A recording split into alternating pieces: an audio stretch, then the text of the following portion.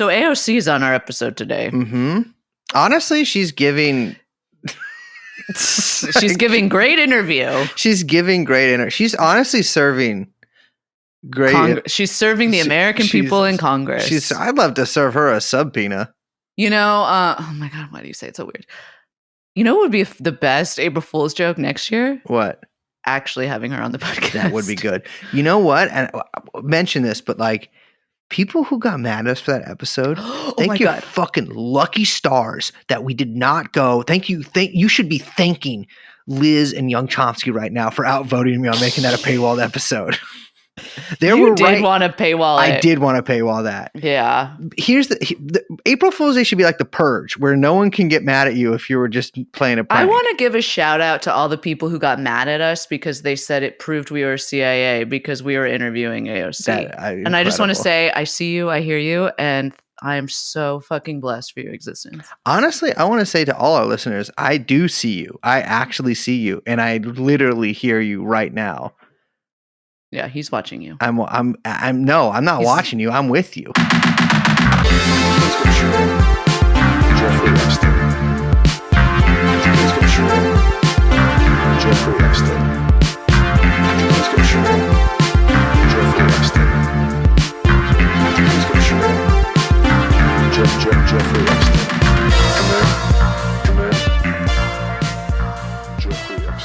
Call my ass Strom Clancy.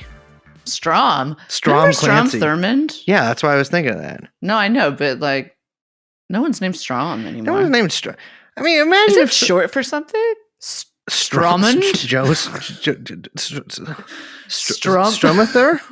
In my head, Stromboli? Yeah, maybe he's Italian. So his full name would be Stromond Thurmond. Stromond Thurmond. Yeah, could you imagine if one of your girls was like, my God, talking in the group text, and they're like, "Hey guys, don't be weird, but I'm bringing my boyfriend on Friday. His name is Strom Thurmond. Is that you guys don't? I mean, he's a Klansman. Yeah, he's in the Klan, but he's like cool about it. Like he's not like he won't like argue with you or whatever. Hello, everyone. Hi. My name is Strom Thurmond. I'm Liz. We are, of course, joined by Jesse Helms, aka Young Chomsky. I always think of Jesse Helms and Strom Thurmond as like a duo. Yeah, I mean, I think they were married for a number of years. I always thought of them as the kind of like racist old Waldorf and Statler of the, U.S. Congress. Yeah, I know. Well, they didn't let them vote. They just yelled down at the people voting, the congressmen. But this is I'm losing my mind, baby. Why? We just did a hell of an interview, but now all of the performance enhancing ginkgo biloba that I took beforehand, all of the ginseng, the tapping. I just found out what tapping is. What's tapping? People are just tapping themselves and saying things. What? I don't know. What are you talking about? I just look it up. It's that people are doing it. Anyways, we interview today Matt Farwell, author of the blog The Hunt for Tom Clancy. Yeah. Check it out.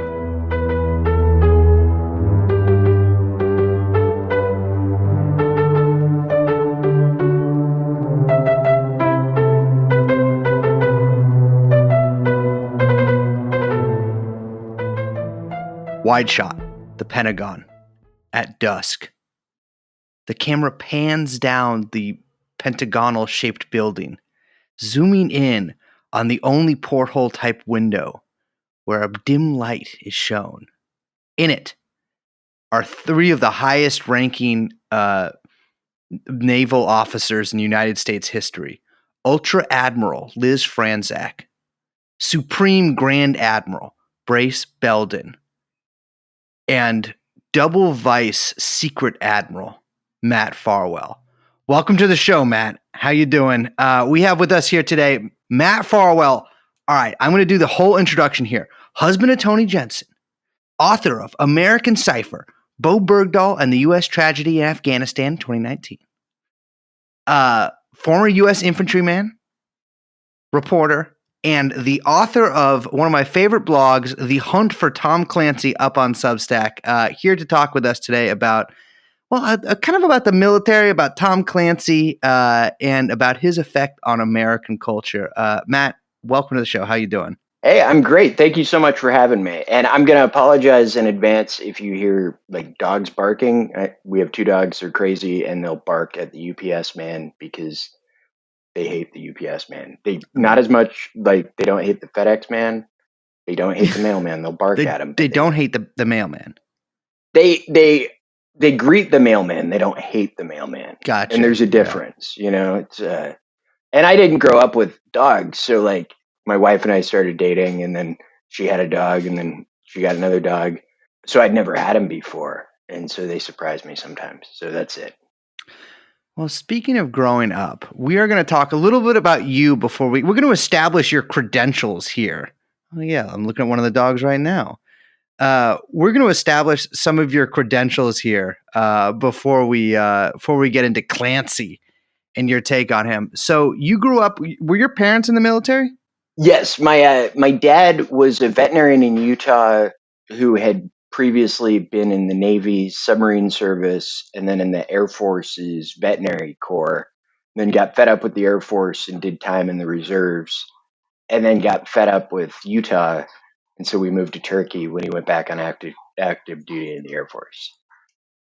And I was like 6 years old when that happened, so it was really cool. Like I got baptized as a Mormon person in the Aegean Sea on my 8th birthday, while a discotheque like down the street played I Got the Power. I mean, this was like near Bodrum, which is where like Bill Gates and Jeff Bezos parked their yachts.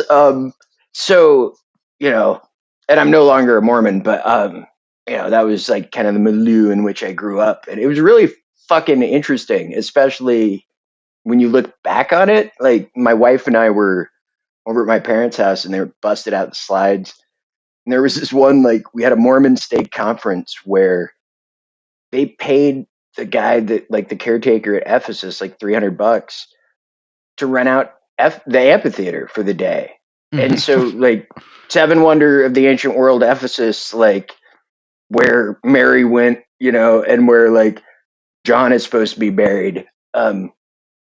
All these guys in dark suits and sunglasses, like, sitting there talking about Mormon stuff in like 1990. And my wife was like, so were they like Mormons or were they in the CIA? And I'm like, I mean, what's the like, difference? What's the difference? Like, yeah.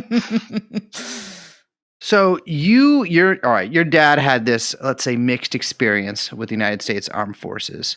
But you yourself and your brother end up eventually joining the Army, right? Yeah. And I mean, he had a, like, he talks really fondly of his Navy time and he likes the Air Force stuff. It's just, you know, he was an officer. And I think being an officer is a little different with like how kind of the lifestyle is. And so both my brother and I enlisted as like grunts. We were infantry dudes. And then my brother eventually became a helicopter pilot because he was in the Ranger Battalion, and he's like, these guys suck. Like, I got to get out of here. Like, these guys, and this was pre 9/11. He's like, and so when I was going through basic training, and they're like, Farwell, do you want like a Ranger contract? And I'm like, fuck yeah, I'll be a Ranger. I'll be like murder some motherfuckers. And then I called my brother, and he's like, dude, like, are you stupid? Like, do you just want to go get like hazed and abused for a while? Like, is that what you're into? And I'm like, no, not really. He's like, go to 82nd or 10th Mountain or something. Like, and so I did. I went to 10th Mountain, and they were great. And the Rangers shot at our Alpha company. So, you know, like, that's cool. They're trigger happy. And so you eventually do get deployed to Afghanistan. And from what I understand, you were in the unit that was there, the longest deployed unit of any unit in the global war on terror. Yeah, we were there for 16 months, and I went on leave early. Like, I went to Germany to visit my brother in like March. So I was there for like a year straight. And you can, if you look at the yearbooks and shit, like, or look at the pictures, you're like, oh, you were kind of like burnt out at the end of that year, huh? Like, and then you were really burnt out at the end of the 16 months. And like, we got extended on, we were supposed to go home. Our Alpha company had got home to Fort Drum, New York. So picture this scene, like the reserve detachment commander saying, yes, we know your husbands are on the tarmac. However, the Secretary of Defense extended our tour like 4 months. So we're going to let them off. They can kiss you and say hi, and then they're going to get back on. And that's how it's going to go. They'll be gone for another 4 months. Don't worry about it. The like colonel had to wear body armor and have 2 MPs with him because the wives and husbands were about ready to like murder him. I bet. Yeah, it was. So like, what year was and this? Then we just like, this was 2006, 2007. So it was like the Taliban were that had kind of licked their wounds across the border. We're just starting to kind of regrouping and coming back, right? Around this time. And we were a victim of our own success because we killed like 260 of them with massed artillery fire. I mean, I say we, it was my battalion. I wasn't near any of it.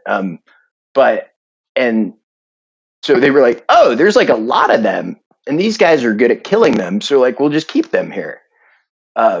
Which I mean, worked out. Like I got paid extra. I didn't have like, I had my like mom and dad and sisters and brothers back home, but like, I don't give a shit. Like, that's fine. I'll do. And I was in like a fairly cushy job at that point, like working for the company commander, the first sergeant. So I was like, wait, like I have like internet in my room now, guys. Like this fucking rules. I'm getting an extra $1,000. Like I don't have to be back at drum. Like this is all right.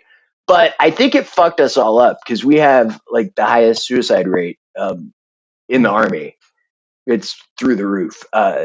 And I got off, like the Hunt for Tom Clancy Twitter account is me dipping my toe back into social media after like completely getting off of it for 2 to 3 years for just mental health shit. Like, because you can't go online and see like, you're like, oh, my buddy's dead.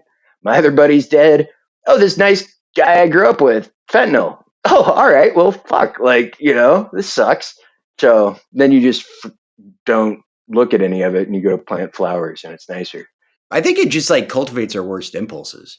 Absolutely. Yeah, absolutely. Yeah. I mean, we have, I think we've made that point so ad nauseum almost to the point of annoyance of many of our listeners. But I think it's a point that cannot be stressed enough. It's almost like the internet as a whole was like built by the Defense Department as a massive counterinsurgency program and strategy, and it's working as intended. Yeah, I mean, another point that we are fond of reiterating on this too. Right. So, place.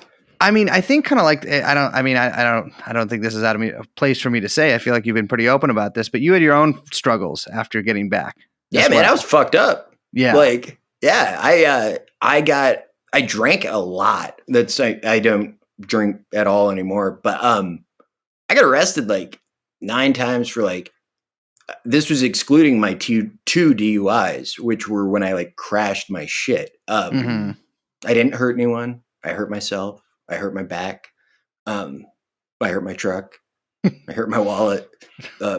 Because Virginia really like fucking sticks it to you for drinking and driving, which is a bad thing to do, and no one should do it. I'm not endorsing it.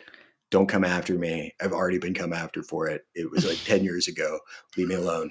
But like, yeah, man. And then I was in the Nut House in Menlo Park. Okay, classic. Which was like, I was in the men's trauma recovery program there until I got kicked out for coming back drunk from a date with a Latvian girl I met on Match.com, who I then moved in with. Her name's Alita. She's super nice. I hope she's doing well. I used to go to like Orthodox church with her mom, Renata, which was like really in Santa Clara, which is not something you really think of, but like, and then was in the like Nut House out here, Ward 1A a couple of times. The first one was, I almost said the best time, but I mean, really, if you haven't ever been like psychiatrically hospitalized, I highly recommend it. It's to many of our listeners, I would stress that you need to take his advice immediately. It's a good idea. I mean, it's the guy here called it he was a butcher from Fort Smith, and he like drank a lot, and he was like, this is the flight deck. Like, this is where you crash and burn. This is 1A. It ain't spitting out winners here. And I was like, holy shit. Like, wait, I just have to play puzzles and like you guys are all way more fucked up than I am. Like, this is great. So yeah, it was and then I got a Stellet Ganglion block in like 2015. And kind of a like Hail Mary, like Playboy magazine had asked me for a piece. And they were like, what do you want to do? And I told them I wanted to go to the Tri-Borders area in South America. And they were like, do you have any other ideas? And I was like, I could go get this injection on my neck for PTSD that like my Green Beret buddy got and this shrink told me about, but I don't really think it's anything. I think it's stupid. And they're like, go do that. And so it actually like worked out shockingly well. My dad took me up there. I, again, thought it was just going to be bullshit like hokum. Wait, can you explain what this is exactly? Yeah, and I can, Playboy.com shit is all down, but I can send you guys a PDF of the article I wrote about it. And Playboy magazine like saved my life. The non-nude issues. Which is a very cool thing to say, by the way. Yeah, it's amazing. Yeah. No, and my Mormon mom could like see the magazine, you know, and not be like totally mad about it. But it's called the Stellet Ganglion block. It's an anesthetic procedure that's been done since like the 1920s where, and this sounds horrible, but a long needle is threaded through the neck to kind of the front of the spine where the basal ganglion like grow. And the idea is in trauma that you know, like a garden, you know, if the roots don't have water, they grow down, right? So the first time you hear a gunshot, you get little nerves grow down from your brainstem. Sure. And this theoretically, they don't really know why it works or how it's effective, but they think it might like prune those back to kind of pre-trauma state.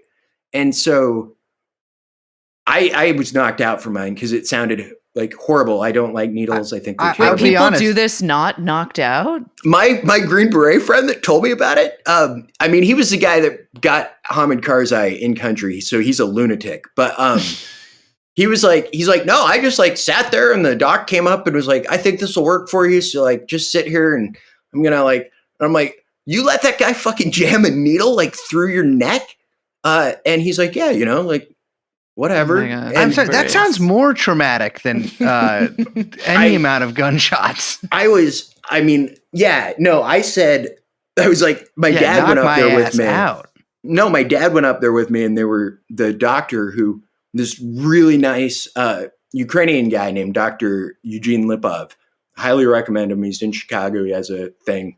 But he's like, do you want to do it while you're awake or while you're knocked out? I'm like, knock me the fuck out, man. Give me that. Like, and it was propofol. It was the same like shit Michael Jackson used. So it ruled. And I woke up from it.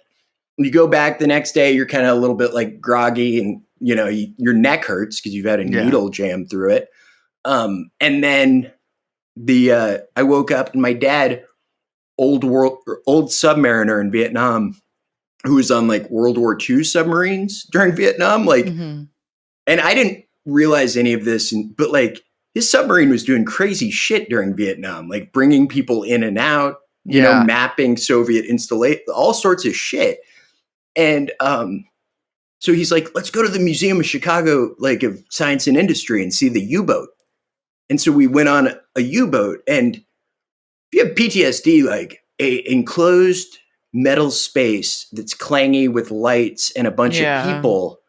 Like my dad just kind of looked at me and was like, hey, Matt, do you notice anything? And I'm like, oh, I'm not flipping out. And oh shit. So yeah, it just, again, since I'm a like not Mormon anymore person who grew up Mormon, I hate to evangelize anything. Right. And I hate to like preach like that this will change your life or this will be good for you or whatever. But if you have fucking really bad PTSD and you've tried other shit and like it doesn't seem like it's worked, this worked for me and it worked for some of my hard case buddies. I mean, Dakota Meyer had one. He's not my buddy because I never met him, but high profile people, high profile lunatics like Dakota Meyer. He swears by it. And the VA wouldn't do it for the longest time because they're the second largest purchaser of bulk pharmaceuticals in the world, of course, after the DoD. And so, like, I went off all my psych meds, and I could show you the before and after photos too. Like, it looked horrible, And when you're depressed and like your dick doesn't work right, or like or the function doesn't work, and you're like all bloated and all, it doesn't make any shit better, No, I mean, I was just talking with my buddy about that the other day. It's like you really got to weigh out the effects of erectile dysfunction with how much depression the meds are curing. Or anorgasmia, because like you think that's going to be great. And maybe the first time you feel cool with it, but then you're like, no, it's been like a feature film length and like nothing's happening. And I'm bad at having sex. Yeah, I didn't know I could chafe there, but I'm chafing there. Like, this is time to be done. Yeah, exactly, man. Wow, you should have written more stuff for Playboy. That's a well, speaking of you writing stuff. So, all right, we've established, you enter the Army, you got out of the Army, y'all fucked up from it. Right. You've been in almost every single American institution except for being a politician. You've been in the nut house. I assume you've probably gone to a rehab at some point, or if the nut house didn't. There we go. You've been in the Army. You've been in jail, which you didn't describe, but you arrested 9 times. One can infer. The longest stretch, my longest bid was 10 days in Orange County, Virginia, for like my second DUI. That was my lawyer got me a very good deal. And it was a holding cell. Like, I was just in a bay with like 70 other fuck ups, except it was also a holding cell for like federal prisoners that were awaiting transfer. So I like to tell people that I got my ass beat by like this 6'5" Nation of Islam dude at Scrabble, because he was a fucking Scrabble whiz. And just, that's all we did. There was a TV. I watched Katy Perry music videos, and I talked to a guy who used to sell meth to Georgetown law students until he ignored all the warnings from his law student clients who had gone up to DOJ that they were closing in on the meth ring at Georgetown Law, but he was doing meth too. And he was just like a nerdy guy with like prison issued glasses like this. Yeah. These are my VA shits, And I was like, wait, you did what? Like, he's like, what are you here for? I'm like, I don't know. I had like my second fucking DUI, man. I don't know. I'm here, And so yeah, and Boy Scout camp. I went to Boy Scout camp. You're a Boy Scout too? Yeah, much like Clancy. Yeah. Was he a Boy? Yeah, I guess he was. Yeah, he was. Yeah. Chest Club too. And I know your brother also died during the war in Afghanistan as well. Well, he died in Germany after, but he had 2 tours in Iraq, 2 tours in Afghanistan, and then he bites it in like Bavaria, on a safe tour. Jesus Christ. Yeah. So that was like kind of that fucking sucked, man. I escorted his body home too, to Salt Lake and then up to Idaho. And then they didn't pick up all the pieces. And so the next year, Jesus. Oh, you'll love this. Ties into what we were just talking about. The next year, we got to go bury him again with his crew and their commingled remains, which is how the Army describes it. Commingled remains that they hadn't found, right? Like they found other body parts that were put together that they couldn't separate. So then they just put them all together in a casket and had the caisson like roll down the street and invited everyone there, and tax dollars paid for us to all go. And, we reburied him with like the old guard in Virginia. And then on that same day, wearing that same suit, I had to drive down with my dad and my other brother to check myself into jail, because that was the deal we'd worked out with the prosecutors. It gets better. I was sitting in the waiting room for like 2 hours because I'm wearing a fucking suit and I'm clean cut, and they think I'm a lawyer. And so I go up and I'm like, hey, my name's Matt Farwell. Like, I don't know, like, is this like a hotel? Like every other time I've been to jail, someone has involuntarily brought me there. Like, I don't know the procedure here. And so they're like, oh, we were about to put a warrant out for your arrest because you're late. And I'm like, I'm not fucking late. I've been here for like 2 hours, you know? I've been sitting there. Okay, well, come on back. And then I find out I had gone to like Target on the way down there to get the shit on the packing list because there's a packing list for jail. Mm-hmm. And I'd bought size medium t-shirts, but they were children's size mediums. And so while I'm like checking myself into jail, I put on my shirt, which comes just below like my nipples and just above where the jumpsuit like connects. So I can wear it, but it's like a tuxedo shirt that you wear. Yeah. You know? Yeah. You're wearing a tank top, or not a tank top. What's a shirt where you have your midriff out? Yeah, it was a real crop top situation. Top. And you don't know, like, that's a little anxiety producing when you're going to do 10 days in a place that, you know, again, it turned out fine. Like, I watched, like, fuck ups, like, it was really weird to see, like, 19-year-old fuck ups, like, tattoo themselves during, like, dude, you're in here for, like, 5 days. Like, what the fuck are you doing? Are you shitting me?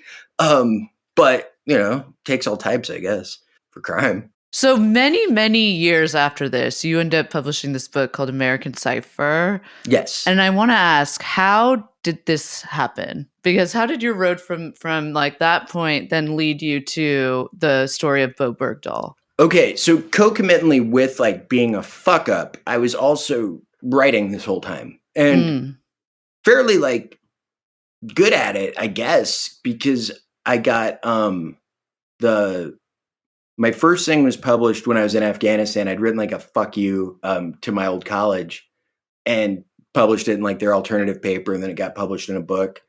And then I was writing little things here and there. And then in 2012, I linked up with Michael Hastings at Rolling Stone. We got like talking on Twitter and he's like, you're a fucking lunatic. Like, what are you working on? And I'm like, oh, there's this Bo Bergdahl shit. And I think like the Army's being dirty on it. He's like, well, let's talk about it. And so I give him a bunch of credit. Like he took me from, you know, kind of obscurity and let me work with him and, you know, taught me how to be a journalist and a reporter. And so then I plodded along, worked with him, and then he was killed in LA. And so then, you know, I wound up in the mental hospital again after found out that he and I had been under FBI surveillance. I was like, fuck, like the things you find out from FOIA requests after one of your good friends dies in a car crash in LA, you know?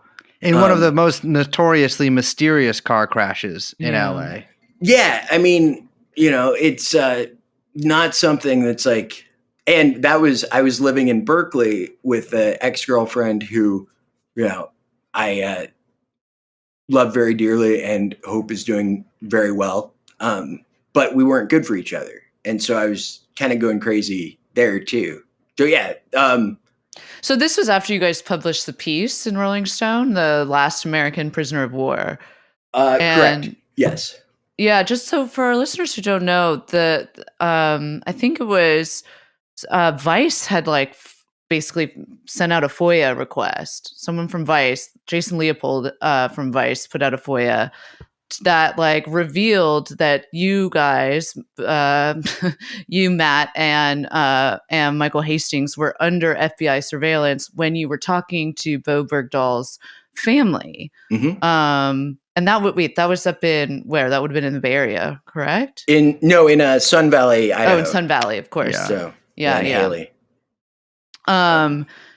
So that must have been a very weird, and you write about it on your Substack, that like, you know, finding that out from a Vice article. Yeah. And I don't write about like how, you know, I'm in much better mental health like shape right now. I'm way less raw from the war, right? Like I'm less raw from a lot of things, and I've got a great like family structure and life around me. But at the time, I was a maniac living in Berkeley, walking, you know, 12, 13 miles a day around Oakland and at night. And that news comes out. And then, you start wondering, are people following you? Who is following you? And then you're like, oh, actually, wait, fuck, somebody is following me. Like, fuck, really? So yeah, that culminated with my dad. Like, my girlfriend was like, you are a fucking lunatic. Like, be out of the house by the time I get back from Christmas. And I'm like, that seems fair. I don't know how to do that, though, because I'm crazy. My dad came out, God bless him, put me in his truck, like, loaded up all my shit. And then I thought he was delivering me coded messages that the truck was going to explode at 10:10 p.m. on Christmas Day. That's very specific. Yeah, it was an interesting, like, now I attribute it more. It was almost a religious experience, like, or what I had visions, and so I fucking jumped out of his truck 10 miles north of Jackpot, Nevada, when it was going like 45 miles an hour. And so that winded me up I wound up in a psych hospital after that, after spending some time in the emergency room in Idaho. Yeah, that wasn't the most. And then I went to Turks and Caicos. You'll love this. No. So 2 months later, you guys will love this shit. So 2 months later, I get back and I get this email, and it's from Men's Journal, because they were part of the Rolling Stone empire, the Winter Media thing. We're like, hey, Matt, we want you to write something for us. And I'm like, okay. And then this psychiatrist named Frank Ochberg, who was the guy that told me about the Stellet Ganglion shot, and he's been a trauma guy, but also like, he's been a government affiliated like psychiatrist that did high level consultations with the Secret Service and like ran a thing called like the Critical Incident like response group. And so he's like a spooked out, like, great classic name for oh yeah. And he's a great guy. I still talk to him. He lives in Key West, but I let him and all these other government affiliated shrinks fucking hypnotize me in Turks and Caicos. Oh my God. Yeah. For like a week. That's incredible. A week? Yeah, I mean, they only did like 3 things, but you guys should look up Dr. Peter Levine and his like the somatic experiencing tiger method, where you out your trauma. He's in Encinitas, California, which is a fact that like freaked me out because I was like, wait, I know this place. And then I went out there to interview Tom DeLonge and Lou Elizondo, the UFO people. Yeah. And the Blink-182 guy. Yeah, I read that article, yeah. I was like, wait a second. Like, this is Encinitas. Like, this is where Dr. Levine is from. Like, oh. And then I was like, boom. But my wife she's like, hey, I understand that's weird. Would you stop talking about it though? Like always, because it's getting a little, I'm wondering about it now. You're scaring the hose. Yeah, it seems strange though, honey. Yeah, that is we haven't even gotten to what we're interviewing you about yet. This isn't, but okay. I'm having a blast here. Well, you we are at this point, the book is out, and you have started putting, the Bo Bergdahl book is out, and you started putting up, it looks like a proposal to write another book, and this one is focused on Tom Clancy. Correct. Yeah, I thought, like, here's the thing, that Bo Bergdahl book, it was not that hard to get the book proposal like done, and then everyone was excited about it because he was big national news when he was coming back, right? Like, I caught the good tidal wave with that. And I, a stupid person, thought that was me and like my skill and force of personality and how great I was for like a second. And then I was like, oh, wait, I got to like do this again? Fuck, And so you start thinking about, so this all started as a joke with my wife when I was like, Tom Clancy sold his name to Ubisoft for like $45 million. So they would use it. But if I use it in a title about Tom Clancy, then it's fair use and it's free. And so and then I got thinking about it and was like, oh, that would be funny. Like, that's actually a good sales mechanism. you know, because you put that shit at Sam's Club, that'll sell out. And then, yeah, it went from there. And I actually thought the idea would sell because so many people's parents, grandparents, uncles, you know, whatever. Tom Clancy. Yeah, it did not sell. Everyone loved it. Everyone thought it was a great idea, and they couldn't wait to read it when someone else published it. And this is like 20 different imprints my agent sends it out to. And my agent's not like, he's a good agent. Like, he's an old school guy, you know? So, yeah, so then I just put it on Substack because, like, fuck it, you know? Well, we should talk a little bit about what that proposal is, because it's not a biography of Clancy. It's really like you called the Substack The Hunt for Tom Clancy, which obviously is a play on The Hunt for Red October, which I immediately, obviously, especially when you talked about U-boats, I was like, how did we not mention Red October when you said you were going to the U-boat with your dad? But that's true. It isn't a biography of Clancy, right? You say that it's kind of like using Clancy as a kind of lens through which to understand, I don't know, American military and intelligence activities, policy, projections for the past, like 2 decades, ever since Clancy has kind of been around. Yeah, I got interested in this idea of how to use a single person's story to tell a larger story with American Cypher, right? Because Bo Bergdahl and his family's like experience turned out to be kind of a perfect microcosm of the American experience in Afghanistan, right? So then you want to get deeper. You want to understand, well, what drives that, and like what drives that thought process, and who drives that thought process. And I mean, a guy like Dick Cheney or Doug Feith or Abram Shulsky or any of those dudes would be like fascinating, right? Condoleezza Rice, sure. Mm-hmm. Well, let's not go too far. I mean, look, here's the thing. I was up at Thanksgiving in Minneapolis with my brother-in-law, and we're watching football, and like I'm like, wait, is that fucking Condi Rice? Yeah, on, like, she doing, was like, on there. Football commentating, like what? And like, I mean, talk about someone who did a lot. She had an Exxon tanker named after her, one that didn't crash. To be fair, her doing NFL commentary is technically still military duty. So well, and she's also still ensuring that like young men in their prime get brain damage. Exactly. Yeah. Exactly. It's the key. It's all one thing. That's what being a leader means.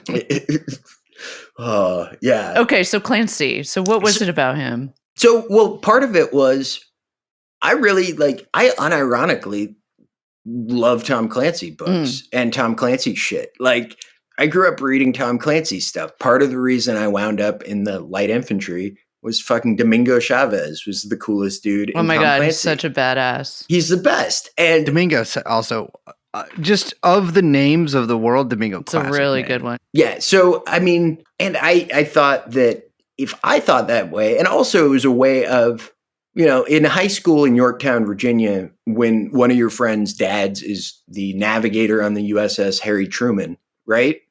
And so you're over there and you're like, hey, Captain So-and-so, like, what about this? And it's from a Tom Clancy book. That's a way of like relating to the older generation. Sure. And so it was also kind of a way of, you know, I've spent a lot of time with my dad over the last 10 years, and I have a different appreciation for him than I did, you know, as a kid when he was in the military and gone a lot, right? Like, I understand the dude a lot better now. And so it's kind of also, my dad was on submarines, you know, there's a certain like I'm searching out not just my like my country's experiences here, but like kind of, and my dad was not a Clancy fan at all. He just did all the shit that Clancy wrote about. Like, and so it was a way of kind of discovering my own background as well and reinterpreting it. Because again, like when when you're like, oh, I know all about Dev Sol, the revolutionary left, and like Izmir, Turkey, because they shot Lieutenant Colonel Mackey. Like, I remember those guys. Like, they got me off school. Too, yeah. Like, you know, they have a great logo. Really great logo. Dev is also because Devrim, I think, means revolutionary in Turkey. And so all of the groups there have dev in Turkish rather. So all of the groups there have dev in their title, which is for sort of the communist technique of always shortening words to the first 3 letters. Yeah. Dev is a class. It's very, it flows very well. It's no, I mean, even as a kid, like knowing I was supposed to be afraid of them because like, you know, we had an armed guard outside my apartment building and I rode a bus with like a Turkish soldier, right? We were the targets. But I was like, that's a cool name. Like, you know, that's a fucking rad name those guys have. So yeah.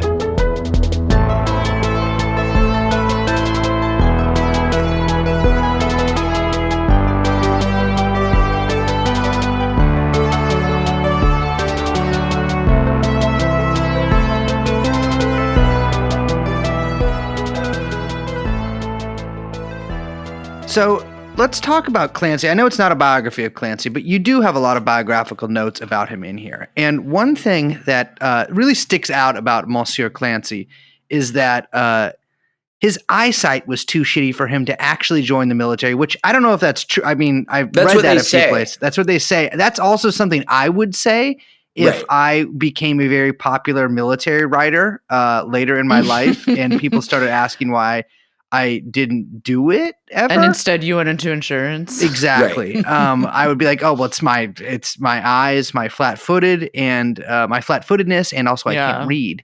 Right. He is basically one of the most boring all-American guys that there is, right? Like he is, you know, he's a Boy Scout. I think he's a Catholic. Chess club at Loyola in Baltimore. Yeah. Not that good of a student, like not an outstanding guy. Insurance, you know, has this life insurance company. I think buys. The kids call this type now a midwit.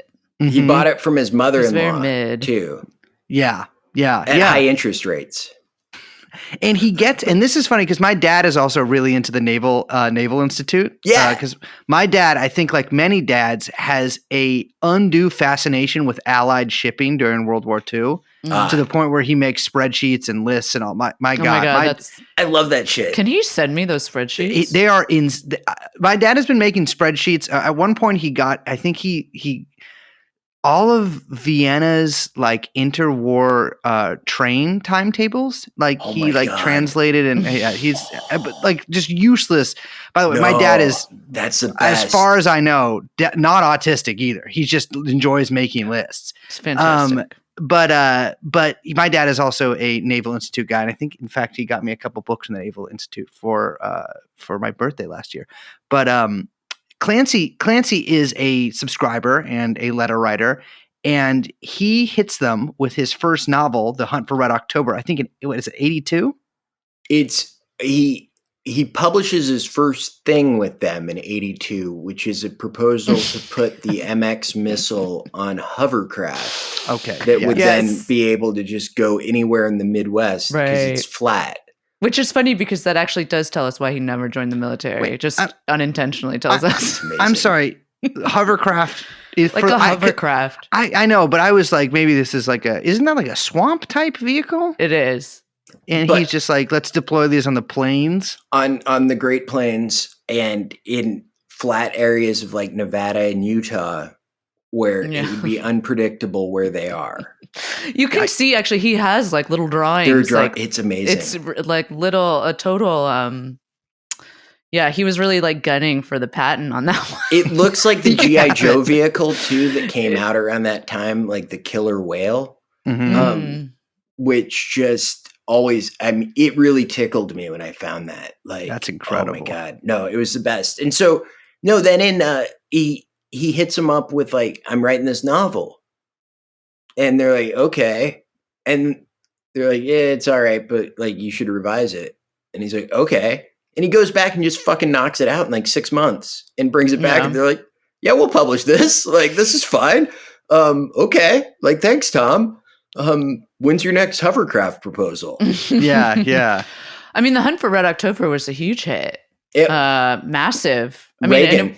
mean, Reagan himself. I mean, he famously said that like praised it, right? A crackling good yarn. I believe. I'm always Oh my saying God, that. that's such a fucking Ronald Reagan thing to say. It's funny because I mean Reagan's voice is anything but that is a very like mid-Atlantic, like picture totally.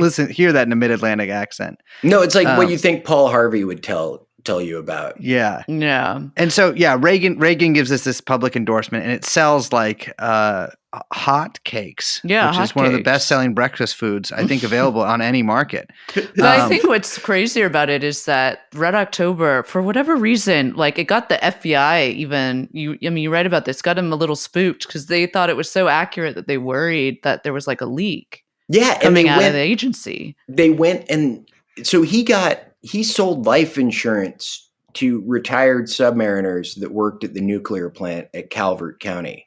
Mm-hmm. That's how he got all his info. It's so good. And from a board game called Harpoon by a naval officer named Larry Bond that was like Dungeons and Dragons for Navy.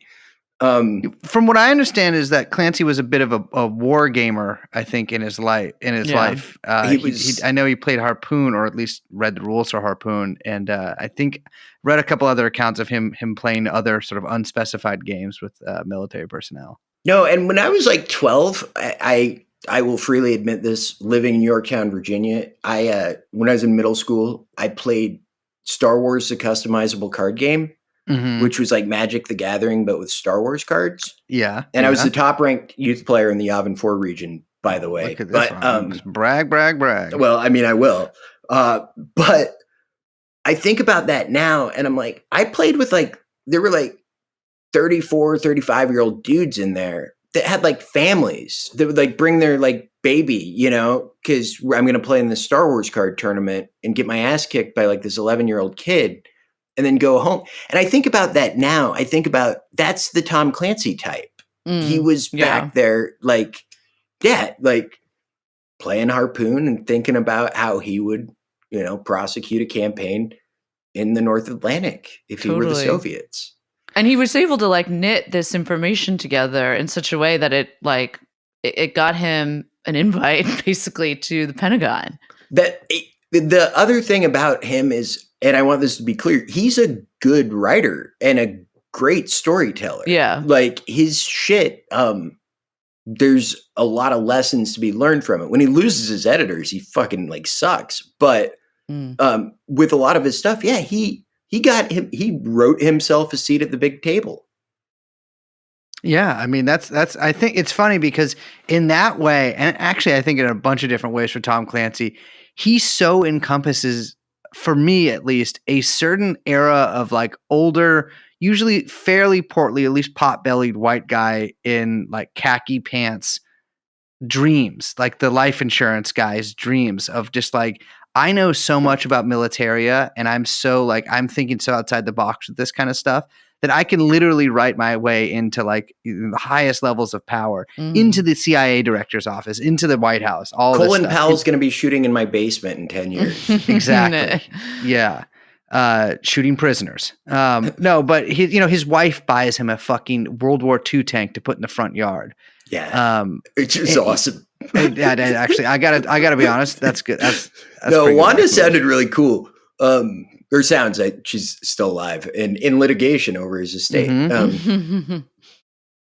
So, I mean, this first book blows up and he comes to national attention. And tell me about like Liz mentioned, the FBI is looking into him. And then, all of these people at the top levels of government are just so impressed by this book. What impressions is Clancy actually making on these people? Like what doors specifically kind of does this stuff open? Okay. I think one, you got to understand how in the 80s, especially in the early 80s, how enigmatic the figure of Ronald Reagan was to the official bureaucracy in Washington, D.C. The same way Donald Trump sort of terrified and weirded out the residents of D.C., Reagan did the same thing. So they don't know they don't know how to get through to this fucking guy because he won't read the briefings. He falls asleep during shit. He won't pay attention. The Pentagon winds up having a special animation unit at Fort Meade that I swear to God, this is like real, that produces cartoons for Ronald Reagan. Wow. And so when they hear that this motherfucker spent 2 days like in his bed reading Tom Clancy books. They're like, we've got a way to get the president's attention, right? Incredible. Which is a weird thing to think about, right? But senior officials have the same problems anyone else has, right? Especially with that sort of access. Like, how do we get our program past so-and-so? Right. Right? Like, I watched and talked about the movie Dreamscape from 1984, where Dennis Quaid has to go prevent the assassination of the president in a dream. Yeah. I never heard of that, but I could easily also do that in real life. Dude, it's fucking amazing. It's like better than Inception. Wow. I highly recommend it. And it seems, to my mind, that movie was put out specifically with an audience of Ronald Reagan and Nancy Reagan so that SRI would get more funding for their psychic spying programs. I imagine for Obama, they had to develop a 12-part HBO prestige dramedy series to get him to pay attention. Or just like write a book and musical about a guy that was really into banking and trading stuff out of the Virgin Islands. Which, I mean, all the good people at trading things seem to wind up in the Virgin Islands. It's true. It's a great place to trade. It's and no one shady ever went to Colombia. Exactly. Now I'm just letting all my biases hang out. So we got, I mean, this is a bias, whatever the opposite of a bias-free zone is. We're the bias zone. Yeah. They call me and Liz the bias brothers at the podcasting conventions we go to. So, I mean, all right. He's got Hunt for Red October out. I think the next book he writes, I'm going to fuck this up because he has very similar sounding titles for several of his books, but I think it's Red Storm Rising. Yeah, but that's not in the Jack Ryan chronology, and that one's co-written with Larry Bond. So it's kind of a with one-off. Harpoon. He came up with Harpoon. And so Jack Ryan, let's talk a little bit, I think, about Jack Ryan, because that is a central character of many of Tom Clancy's books. Jack Ryan always stuck out to me because I'm aware of Jack Ryan. I think I was explaining this to Matt before we started recording, but I had never seen a Tom Clancy movie or a movie based on one of Tom Clancy's books before a couple of nights ago. That is mostly because I don't watch a lot of movies. But I know who Jack Ryan is. I know there was like a big Amazon series with what's that guy? The Office Jim fucking, playing Jack Ryan, who, I mean, that is one of the most obnoxious human beings of all time. So Jack Ryan is possibly one of the most boring protagonists ever written for a series, at least from my perspective, from watching the couple movies that I did, and from reading about, sort of studies of the character of Jack Ryan. I mean, this guy is a naval historian, a CIA analyst, a think tank guy, a banker and stock trader, millionaire stock trader. Railroads. He made his money on railroads. At railroads. I mean, and it's and married to a successful doctor. What about this character who, on paper, well, I guess that's maybe a bad metaphor to use, but seems like one of the most boring, characters you could ever come. I mean, he lacks the sort of suaveness of James Bond or the real action here. I was surprised Harrison Ford maddeningly just basically refuses to pick up a gun during Clear and Present Danger. What about this character so fascinates people? I think he's the ideal vehicle for someone he's the Walter Mitty avatar.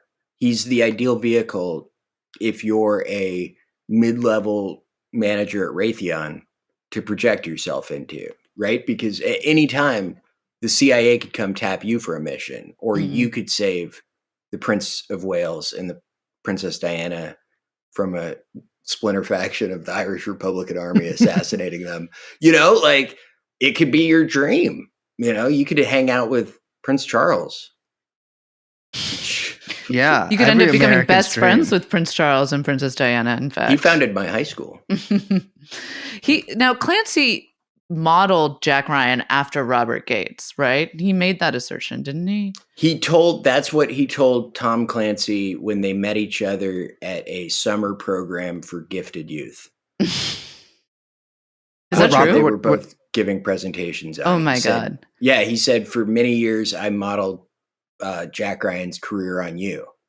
But then, of course, Jack Ryan becomes president, and like Bob Gates never did that. So I know that's one of the funniest things. When I was reading the some article about Jack Ryan, I did not know that he later becomes president in some of these books, and it kind of goes downhill once he's always good when he's kind of Ferris Bueller, right? Mm-hmm. Going up against the like Ed Rooney's of Washington.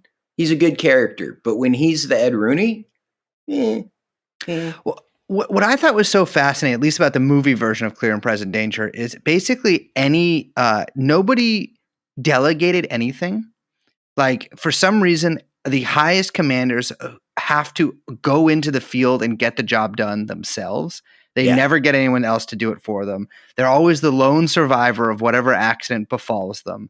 And are able to like exercise incredible prowess under fire, whether, figuratively or literally, and get the job done sort of by the hair of the skin of their teeth, but also maintain an incredible degree, at least the protagonist, of integrity, which, for those who don't know, Clear and Present Danger, much of it takes place in Colombia.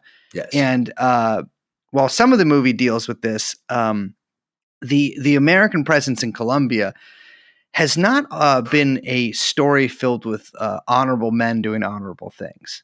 Oh, I mean, you're not a Plan Colombia fan?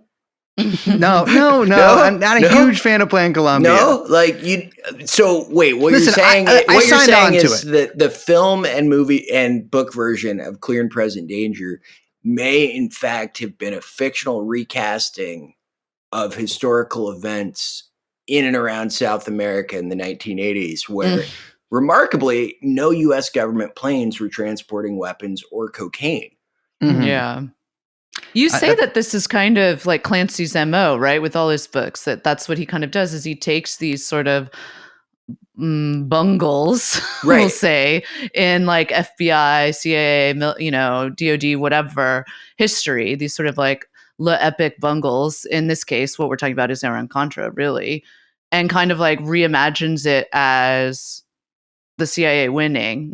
Yes. and it ends up really like gaining a lot of purchase with, senior officials for that reason, it seems. Well, and with just the common public too, right? Yeah, because totally. Everyone wants to be in on the secret. Everyone wants to like be in on the know, right?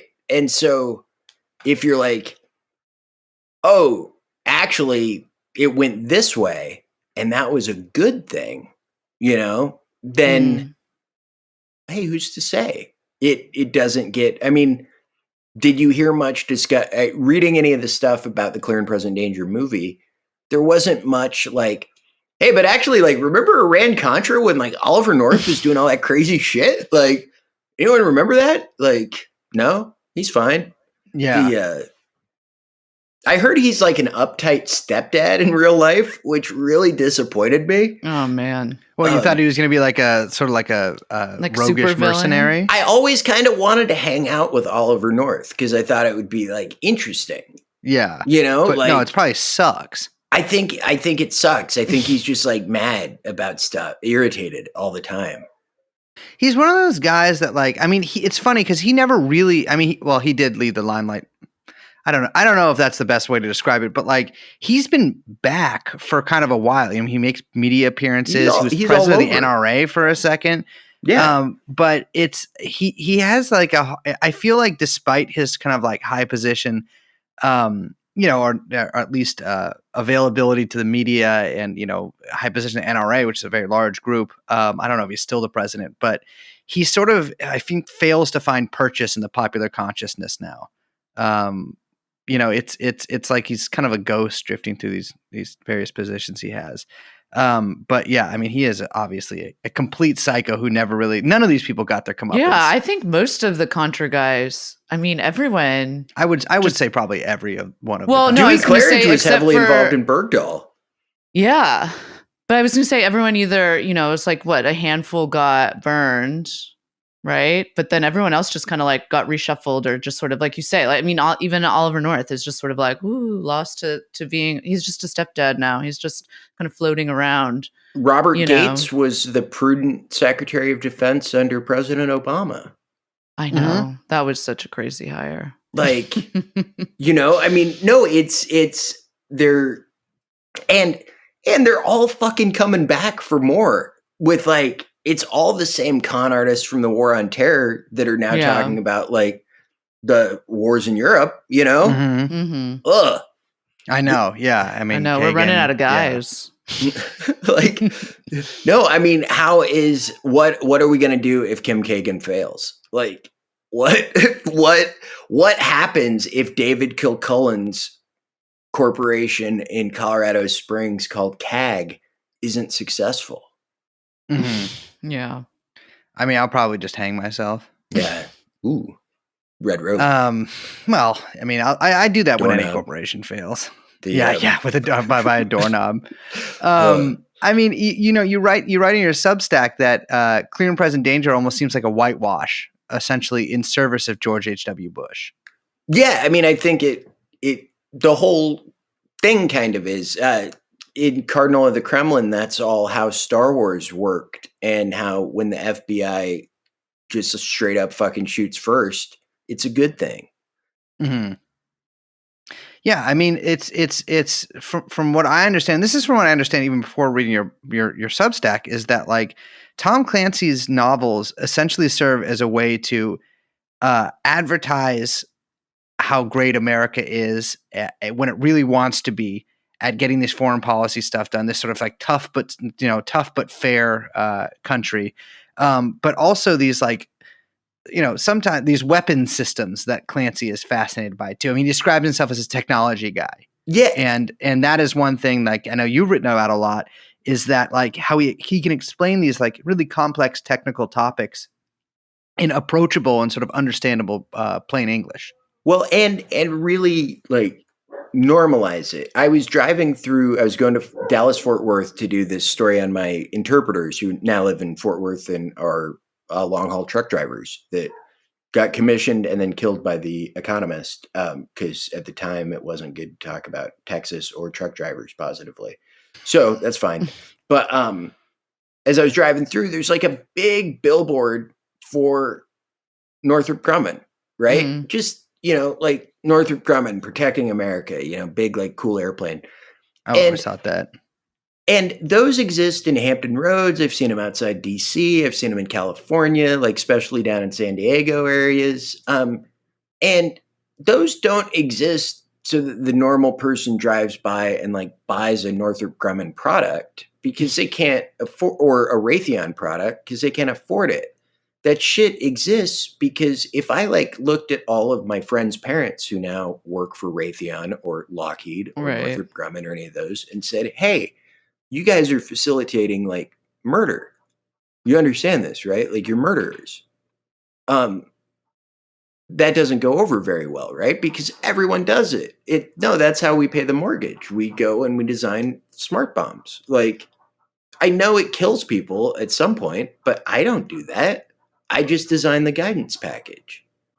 And so I think Tom Clancy books do a similar function, right? Like when you're learning about the impressive spread of the GBU-84 cluster munitions, right? You're not, and how they can take out tanks. You're not learning about the 7-year-old kid that goes to pick one up because he thinks it's pretty and wants to bring it to his mom and like fucking blows up him and his sister.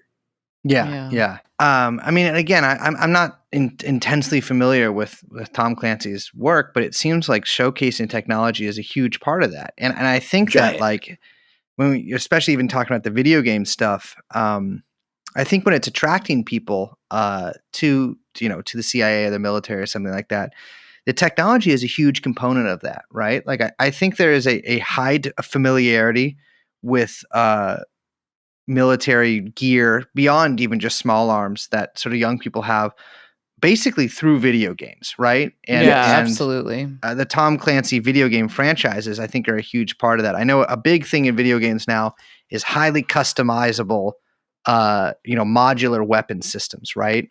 So people can put, their fucking, I don't know. I have no real familiarity with like lasers or IR laser or any of that shit, but they can put the specific branded laser of like that exists in real life on the side of their M4 that they're using in the video game, the specific site, the specific stock, all this kind of stuff. And I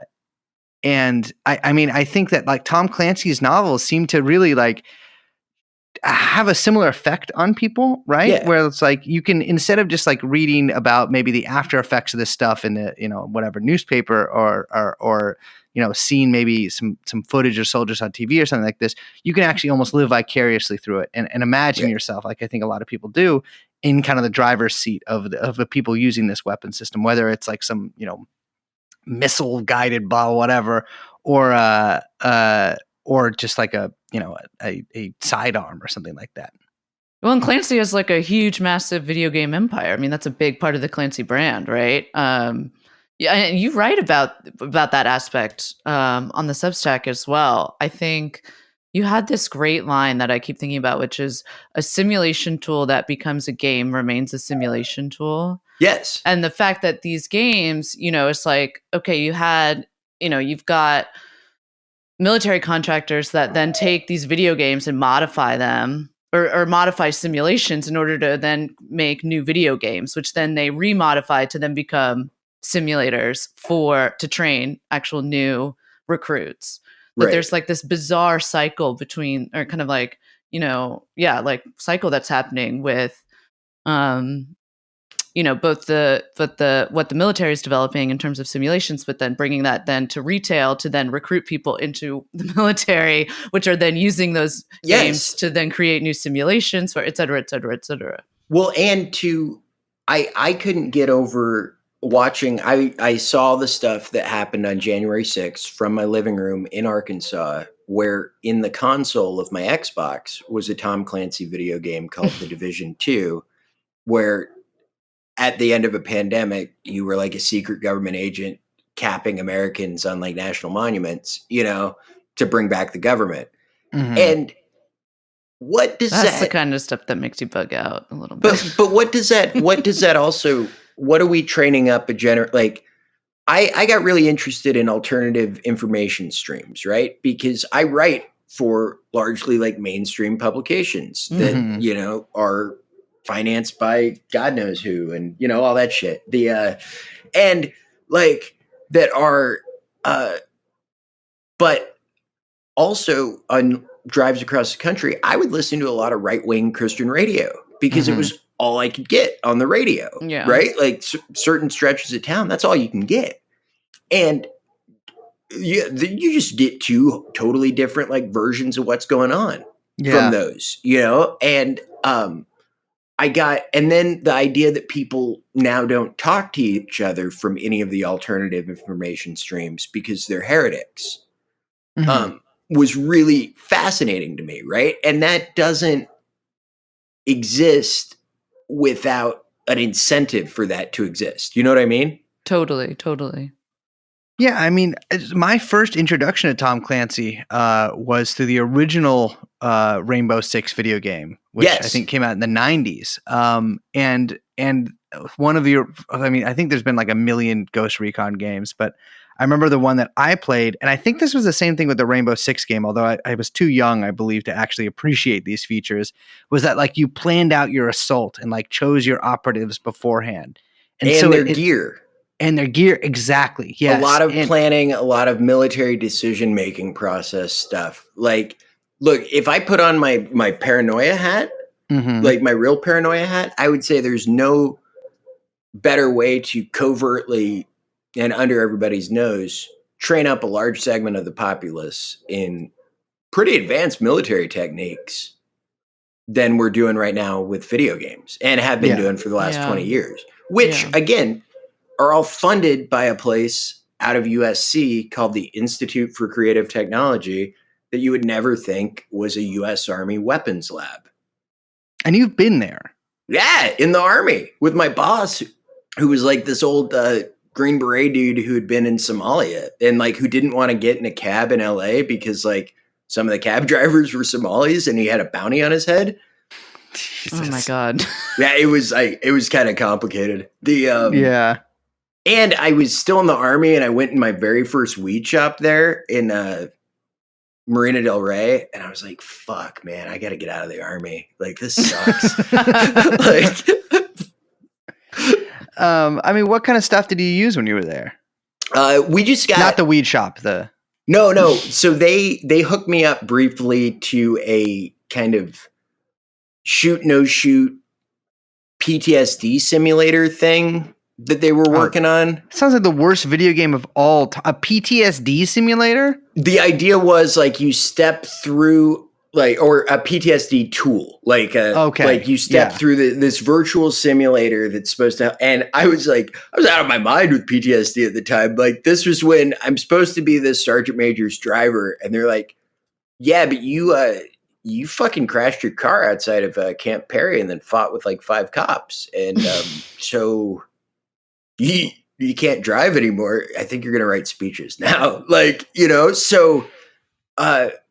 So they had me, and then they just talked about all the other shit, all the other programming and stuff they were doing. And, then my boss goes back and tells his boss, who was General Dempsey at the time, like, hey, they're doing great stuff in LA, like keep giving them money. And then they do. Like, that's how it works, Yeah. I got a coin from there and I talked with some of the dudes, but I remember being hooked up to that simulator and that's about it. I'm not saying this isn't like Turks and Caicos. It's not like I was hypnotized by that. I don't know. Maybe I'm a fucking Manchurian candidate. Who knows? Time will tell.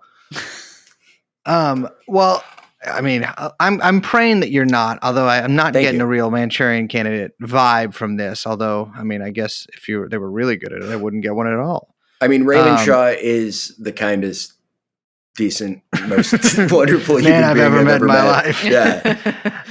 But I mean, with Clancy, it's are his video games integrated into this like military sort of? Because I mean, for those who don't know, there was, I think, the most famous military game that the military actually, I believe, used to recruit, and they say train their soldiers. Well, I don't know if that's really true. They did. Was a game called America's Military, America's Army. America's Army, excuse me. Yeah, not a very cleverly named game. No. But at least it's not just like an acronym, which is what I would usually expect from the U.S. Armed Forces.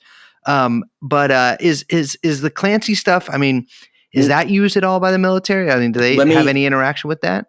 Yeah, the underlying artificial intelligence that is used, like the game engines in those, are developed by that Army lab, and then kind of licensed out to the various game companies, right? So yes, the very like the inner mechanics of it are G, Yeah. And then 2, the America's Army thing. I want to tell you a quick story about that. Absolutely. So my buddy Jason Amarine, the Green Beret guy that convinced me to get the Stellet shot, he has an action figure and he's a character in America's Army because he helped develop it at West Point.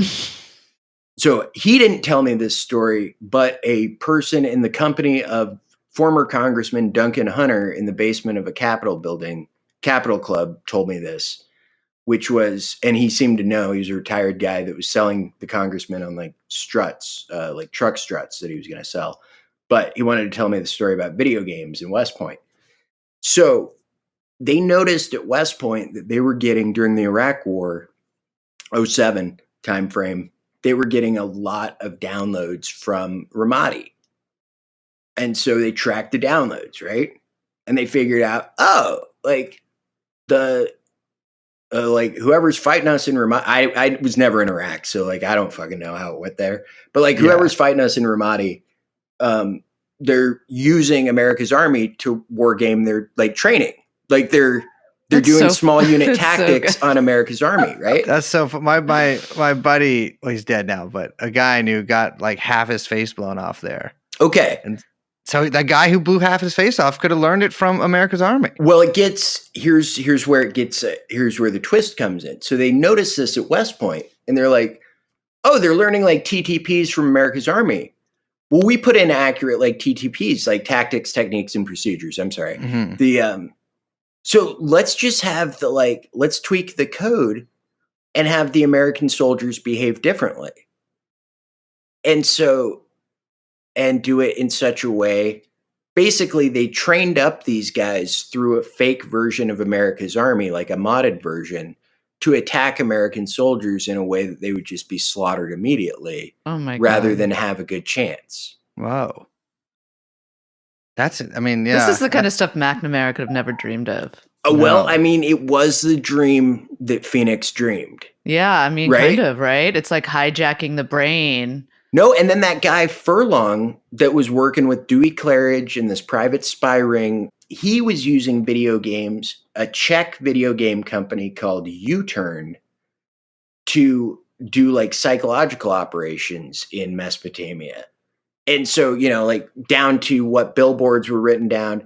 But then he noticed, and he tells me all this shit in Tampa, like while we're doing research for the book, and he's one of Dewey Claridge's guys, or like, they work together. But one of those weird military operators where you're like, and like just fat and sweaty and like smoking Marlboro Lights. I still smoked cigarettes at the time, so I loved them. Like we're just, being like just fucking dirtbags together. It was great. And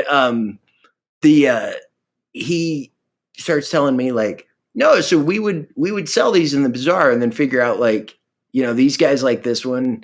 Pretty soon we'd figure out whose computers we were targeting, and we would say like, you've won this, and these are different games. This isn't the West Point one, but you've won this many tokens in this one game. Like, come to Dubai for a free sex weekend, with like a Russian whore. Okay, I'll be real. Stop here. I actually have won that in a few games, and that offer it's honestly, if you're good enough at games, that offer's not fake. It's not fake. It's real. I went. No. Okay. no. Okay. But what would happen? What would happen when they did this? Well, so then they would invite these dudes, and these fucking gomers get on the like horny gomers get on the plane, go to Dubai, and like get there, and it's not a like Russian prostitute. It's like a dude in a suit, right? Yeah, it's like a dude from the embassy who's like, hey, you motherfucker, like we're either going to send you to Guantanamo or you're going to work for us. Jesus Christ. And like, you don't think about that shit with video games, right? Like, yeah. But they've been weaponized in the war on terror. And also you don't think about like, you're developing really good marksmanship in little kids with fucking Duck Hunt from Nintendo, which was a Japanese electronics company founded post-war by Army intelligence people. Shit. Yeah. Hell, yeah. I played the Hunt for Red October with the gun on the was it, the NES? Yes. I think. Yeah. My friend's mom's house. That's awesome. Did you have the power pad, anyone? I didn't. No. I never Olympic had the game? system. She had it. Okay. So I would go over there and play. I grew up notoriously bad at video games. And so I think that actually did worse for my marksmanship than anything else, because I could never get the two sticks to go to the same place that I wanted them to be in. But you're still thinking tactically, right? Like there's always thinking tactically. Right? You know me. I'm always ascertaining. I see Liz. She's like scoping the corners of the room at all times. I'm always scoping. I got my guys. She's in the pieing the corners. wedge. Oh, I read. You have no idea. I have listed every little detail about the background in that room, and I've got it cataloged in my brain. My wife hates it. We'll be out somewhere, and like we were out at Cane Hill. She's doing this program. She's a professor of writing at the University of Arkansas as well. And she's doing this program with the Smithsonian where they're doing like a writing workshop out at this old nice place in Arkansas called Cane Hill. Mm-hmm. And we're walking along this nature trail, and I like look over to my stepdaughter and I'm like, hey, Eva, this is a great place to emplace a Claymore mine. and Tony's like, Jesus Christ, Matt, like, what is wrong with you? And I'm like, the kid has to know small unit infantry tactics, Tony. I thought we agreed never know. on this. The Division II could become real. I mean, we do live in Arkansas. Yeah, exactly. We're getting a lot of fucking Texas people here, though, and a lot of New York people, and California. Because everyone's people. getting priced out of Texas. Yeah, and Alice Walton has gone insane as far as like building shit in Bentonville. Like Bentonville used to be small town USA, like in G.I. Joe comics, that town Cobra owned. You know, but no one knew. Sorry, Cobra owned. I didn't know that. No, Cobra had an entire town in New Jersey called Braca Beach that they ran through brainwashing. Oh yeah, I like. If I hadn't done something with Tom Clancy, I would have done something with G.I. Joe because like G.I. Joe is actually like super subversive because it was written by a Japanese American Vietnam veteran who used to carry an Uzi in his briefcase and hung out with the Black Panthers. Larry Hama, do you guys like Larry Hama is the coolest human being on the planet. No, I never heard of him. Okay. He wrote all the file cards for G.I. Joes, which are all like weird and like, you know, like they're like all clearly. I just remember Snake Eyes because I always thought that was cool. No, but like they're all much like the real military. They're all uniquely damaged individuals before they get in the military, and then they just become like more uniquely damaged. Mm-hmm. And the file cards all reflect that. And like Hama's comic books, I remember during the first Gulf War, we lived in Turkey, and that was when Dev Sol, you know, and so I would be reading G.I. Joe comics about the invasion of Benzene by Cobra forces. Benzene was a fictional country. Yeah, which is what they call gas. Yes. And the Emir of Benzene. Gas, like, it was amazing. Oh, that's incredible.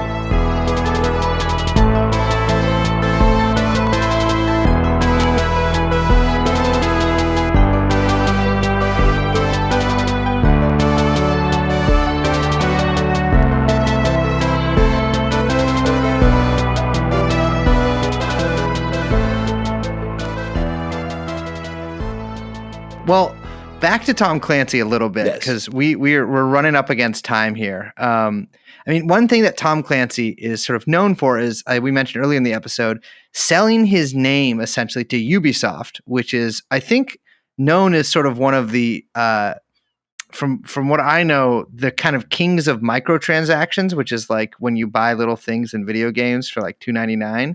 Oh, you mean what Steve Bannon was working on before he went on the Trump presidential project? I know, pioneered by guys like Bannon and World of Warcraft and shit like that. Yeah, fascinating. Yeah. But no he sells his name for $45 million fucking dollars, and they sort of churn out. I know there's a couple of Ghost Recon games that came out, The Division, like you mentioned, which having sort of seen both of those, they look like they're pretty similar to the Ghost Recon games that came out. Yeah. I still think they should make a Tom Clancy's Assassin's Creed. I think that would be a great crossover. And Ubisoft, if you're listening to this, should get on that. But yeah, I mean, he's now known. I feel like, I mean, obviously he's not writing books anymore; he's been dead. But these video game series have taken sort of a life of their own, and they're actually like they seem like they're almost far away from anything he's actually ever written. Well, like, yeah, and the Amazon series at this point are as well, you know? Like, he's in death. I mean, he's Obi-Wan it, right? Like, like in death, he's become more powerful than he ever was in life, even when he was pretty fucking powerful in life. But all these little Tom Clancy, like Amazon uses Tom Clancy to sell shit during the Super Bowl. Mm-hmm. In 2022. In 2022, and the man's been dead since 2013. Yeah. And it's wild to think about, too, because like you say, like in life, you know, he was pretty fucking powerful. And it's like, you know, this guy had apparently an open invitation, could just walk around the halls of the CIA, which is wild. That blew my mind. Rick Prado told me that. Which like that's the guy we should talk about. Yeah, all right. You got to explain who that is, and that because that's a really interesting facet of this too. Okay, so Rick Prado is this ex-CIA dude, paramilitary dude, Blackwater dude, assassin dude.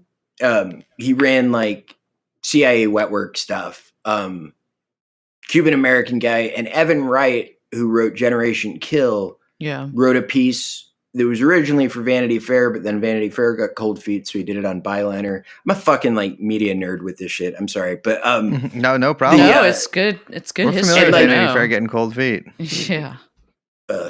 I've written for them. And I have friends who work for them. They're, they sure. Anyways, we'll pause there. And so I had reached out to Rick Prado because I thought Tom Clancy based John Clark on Rick Prado and Domingo Chavez on Rick Prado. He just split one man into two individuals. I'd like to do that to some men I know.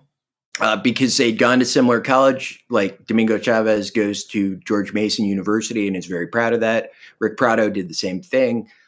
John Clark in the movies murdered a bunch of guys freelance in a heroin ring in Baltimore. Evan Wright of Rolling Stone Byliner accused Rick Prado of fairly credibly accused Rick Prado of murdering a string of cocaine dealers in Miami in 1979 when he was... I mean, to be fair, that's one of the most perfect times in history to kill cocaine dealers. I mean, and he must have impressed somebody because he got a job offer from CIA shortly after that. It's the kind of a thing that goes very well on your resume. Right. So, like, I'm out at Fort Sill trying to track down this other story, and I'm at an estate sale, and I get a call from, like, an unlisted number, and I think it's a general on Fort Sill, because I just show up, like, these places, and the guys are like, what the fuck? And sometimes they talk. And it's Rick Prado instead, and he's like, hey, like, I'm really flattered, but like, I never talked to Mr. Clancy. Like, he walked around. He and Vince Flynn had walk around privileges. And I was like, what? Like, fucking for real? Like, no way. And then we just like bullshitted about some other stuff. And he had a book coming out and wanted to know like how to promote it. And I'm like, why would you ask me? My book sold like 3 copies. Like I have no advice on that shit. But he had a race car painted up with Black Ops on it. Because a friend of his... You should have gotten a Bo Bergdahl race car, dude. I mean, I should have. It's not too late. I thought like when they were going through the right stuff, I was like, Bo Bergdahl, the musical, actually could be done fairly well because it's all in a confined space. A musical. You really Bergdahl. could do. Yes. It was... I wanted to do Intelligence, the musical, too, where this was like an idea I was kicking around in like 2016, where you would have drones that were on wires and they would shoot Nerf gun pellets at 2 randomly selected audience members. Right? But not that randomly selected. Not that randomly selected. And then those 2 people would be banned from the show for life. So like they would not... They would symbolically die. You could show up and then you might get droned. And then the other thing I wanted was like those Ed Snowden bots all dancing in choreography. Sure. But that never got off the ground. I think you found your new calling.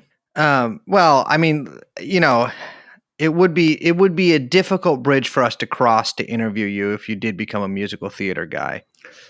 Well, I mean, that's how Aaron Sorkin got his start, right? That's true. And you know what? I've always said you do remind me of Aaron Sorkin. I, to my knowledge, have not cashed any checks from the Central Intelligence Agency. I can't say that about the author of the Mr. Charlie Sorkin. Wilson's War screenplay.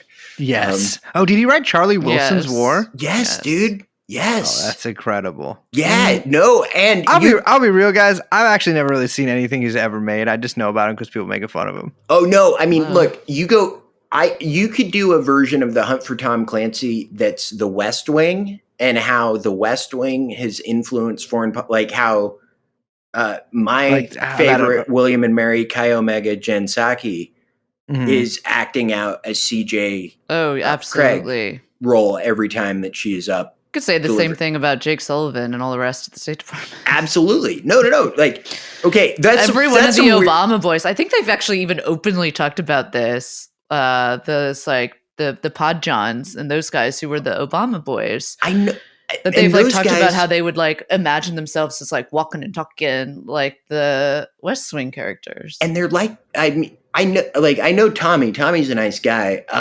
They have a really well-funded podcast operation out of a massive building in Los Angeles. And I wore a Golden Girls t-shirt and hot pink shorts when I went on that show. And Ben Rhodes was not impressed. He wasn't. Like, I went in to meet Ben Rhodes after, and I'm in like these like booty short pink It gets things. hot in LA. And I'm like, what's up, Ben Rhodes? How are you? Like, how was writing the 9/11 Commission report with my old professor, Phil Zellico? Hi. Yeah, Phil Zellico. I had lunch with him one time, and he told me that he still had questions about like the Bush family and 9/11. Yes. And I was like, oh man. If but he's you're still Phil got Zellico. questions, Like, yeah, totally. Sir, you literally wrote the report. He's like, yes, but all I want to talk to you now, this was 2013, was like massive online courses, which he was developing at UVA. And I was like, I don't want to talk about this shit. I want to talk about 9/11. Like, you know, come on, man, give me some more. He's a weird guy. They're all weird. Imagine. No, I mean, and like Ned Price, the State Department dude. Mm-hmm. Yeah. He was the guy when Hastings and I were doing the story on the profile of John Brennan. He was the guy that like CIA had passed. He was like our media handler guy. So I know, like, after I went crazy, I sent Ned Price's CIA account a like 4,000 word email about how, and I got to find this email. You definitely have to find this email. I stayed up like I couldn't sleep for like 3 nights. This is after we got back to Arkansas, and I was convinced like the ghosts were still going to get me. Yeah. And so I wrote like this thing where I was like, listen, I don't have a problem with intercepting radio waves. Like, I feel like that's fine. But you guys are tapping into fiber optic cables, and that means you're intercepting light. And like, that seems like an affront to God. So I would like you to like think about that as you continue to work for your evil organization. I absolutely need to see this email. Yeah, that's actually a good point. It is a good point. I was it is an affront to God. I know, but then you're like, fuck, man, wait, I got to call like state for this thing. And fuck, Ned's there. Like, he thinks I'm nuts. Can you FOIA your own letter? Probably. Yeah. I should that FOIA. Might be a better. No, I was sending like one of the other benefits of like being no longer drunk all the time is I remember all the shit I did. Yeah. And so, you know, as somebody who has found themselves in a similar place, I would actually say one of the worst parts about not being loaded all the time is remembering everything I did and do. Going through though and finding some bonus emails where you're like, wait, like, was I trolling an assistant secretary of defense at that time? Like, oh, fuck. Like, I was. Why was I doing that? Like, oh, because I was drunk. Okay. Yeah. Like, that makes sense. Well, I was on a lot of meth, and you tend not to I don't think I had a way to, thank God, have a way to email anybody. But if I had, I think that I probably would. I don't know who the fuck I would have sent emails to. No, because also meth wouldn't make your. I've only done meth like twice, and it was accidentally. Much like crack, where I've done that twice, and it was both. One time was to be polite, but you know, as you do, and the dudes, anyways. But meth wouldn't make like your emails very nice either. No, like you can be playful if you're drunk, but you're just kind of going to be like meth gives you a bit of an edge. Yeah. Well, we got to wrap up. Yeah. This is, I mean, I think we could go on for 4 times this length, but we should again. We should again. I think we got to have you back on again because we only covered a fraction of the shit that I want to talk to you about. Yeah, we didn't talk about Mike Flynn once. We didn't talk about Flynn. I don't think we talked about Steve Pachenik, which is related to Flynn. I mean, we should say that for another episode. Can I say something about Steve Pachenik? Absolutely. Op Center Games of State. Go back and reread Steve Pachenik's Op Center Games of State, number 3, I think. And it's all about Nazis radicalizing people through online games. It's fucking prophetic for like the like late 2000s. Or late 2020s, you know? It's weird how much like, all that shit kind of came true. Yeah. I mean, it's Pachenik is one of the, I mean, I guess we mentioned him earlier in the episode, but we did an episode with Robbie Martin where we talked a little bit about him. And I watched some of his videos last night. I mean, he is a fascinating character. I think he came up to again recently because I think Ginny Thomas was watching his videos and sending them along to, Mark Meadows or whoever, which is so That's also fun. I'm psychotic. sure delighted Pachenik to no end to find himself. I mean, my God. I know he's lying about having 3 degrees, but I respect him for coming along so far with having that lie just still be on his Wikipedia page. Oh, I mean, just you. I have to like I don't. It's like watching an athlete or someone else of like a certain amount of performance and intensity that like you don't understand, but you're just like, I can't believe you can keep all those wheels spinning, man. Like I basically have to tell the truth at all times, or I don't keep shit straight.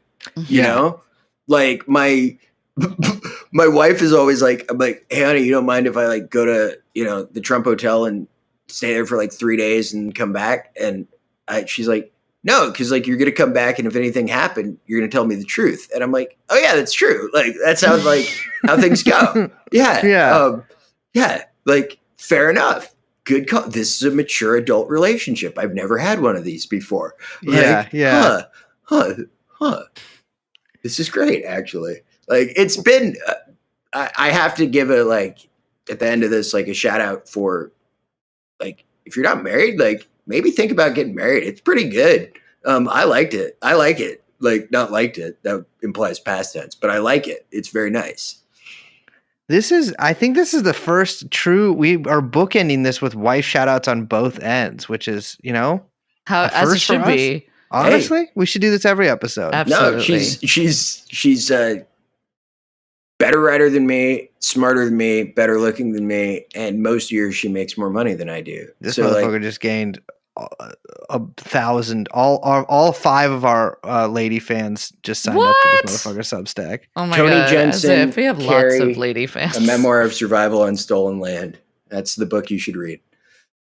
Well, I think they should also read your goddamn Substack, The Hunt for Tom Clancy. Read the man's Bo Bergdahl book, and also check out what is that fucking website? Muckrack? What's the one that takes all your damn articles for every journalist? This guy, I mean, we'll link to all of it. I will say, I actually DM'd you about this late the other night, but I realized that you actually had written one of my favorite articles from the entire sort of like when I think it was 2019 it came out, which is your article about Epstein, New Mexico. The New Republic. I love one New of my Mexico. favorite ones. Yeah, thank you. Yeah, there's a lot to say about New Mexico.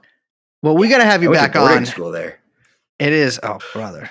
That's at a school founded by Lord Mountbatten, Prince Charles, and Armand Hammer. All right, maybe you are. I'm sorry. You candidate. Are. Yeah, I'm sorry. You're gonna. I mean, but like, I'm like, I'll be real though. If there's like a Manchurian candidate, like, what, he's gonna kill Joe Biden? Not my problem,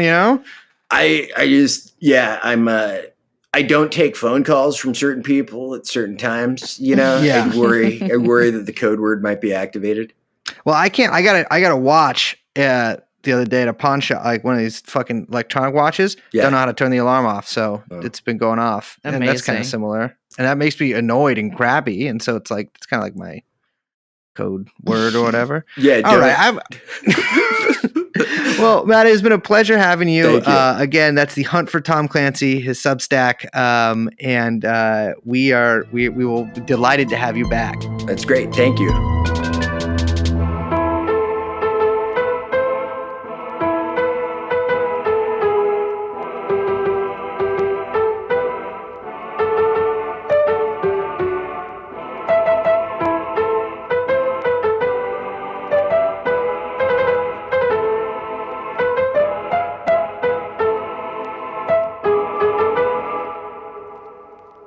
Well, we'll link to his vlog in the notes. We always say that, but we really will. I really recommend you guys check out like all the entries. I don't know. I just like fully inhaled. I meant to say this when we were interviewing him, but I fucking love this vlog. I read like so much of it. It reminds me so much of my grandpa that it got me real nostalgic. So I would check it out. He goes down some real interesting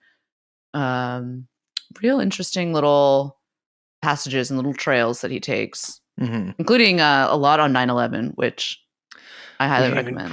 We didn't talk about the 9/11 stuff. I know, we barely talked about Contra. We're gonna have to have him back and do a Bergdahl ep. Yeah.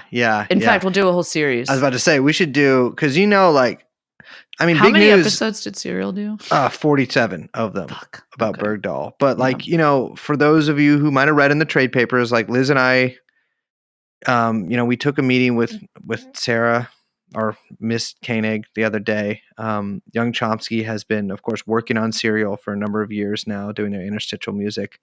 And we're pleased to announce that we've purchased them. Yeah, TrueAnon's Serial. TrueAnon's Serial, exactly. And we've actually sold the Serial franchise to Ubisoft. Yes. And they're planning on making an Assassin's Creed Anon Syed. Which is now very confusing because now the podcast after we've sold the rights, is now Serial's TrueAnon's Serial, which is just... Exactly, yeah. It'll be a little confusing for people, but you get the hang of it. And you do get to play as Anon, where he does unfortunately murder his girlfriend and then tricks a reporter into falling in love with him and putting out several episodes to that effect. It's a really immersive game. The wrist blades are back. It's a fantastic. Just really proud to be working this partnership. Brace Let's close this episode. Yeah. I'm Les. My name is Brace. We are of course joined by ultra producer Young Chomsky, and the podcast is called TrueAnon's TrueAnon, the division TrueAnon. We'll see you next time. Bye-bye. Jeffrey Epstein.